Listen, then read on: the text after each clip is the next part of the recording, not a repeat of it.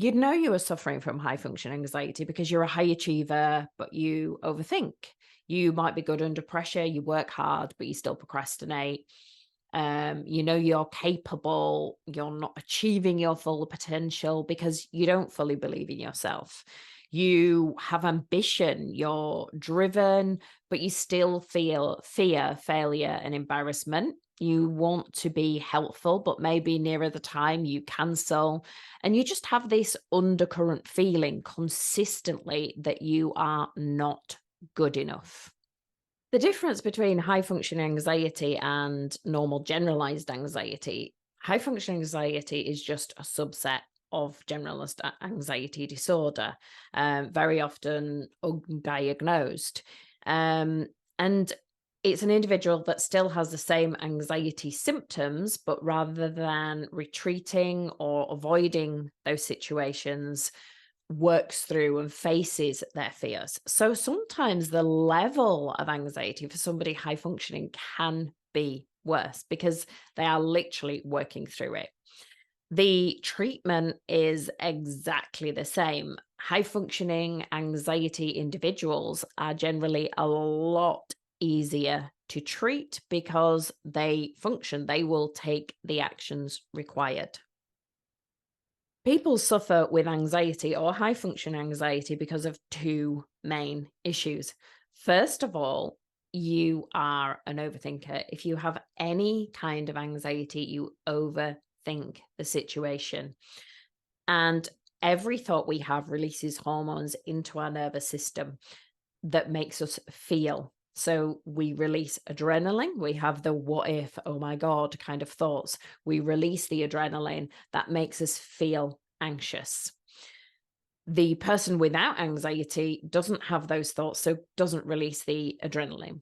Secondly, everybody that has anxiety has a creative imagination. And what I mean by that is you are able to think of a situation and feel as though it were real.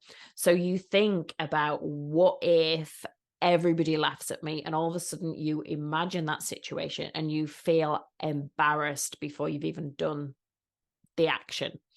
So overthinking and a creative imagination is what is the cause of anxiety. There may be something that happened in your past that kicked it off. Generally, it's been installed by somebody significant in our lives that is critical or overthinks themselves, and we have just picked up that behavior.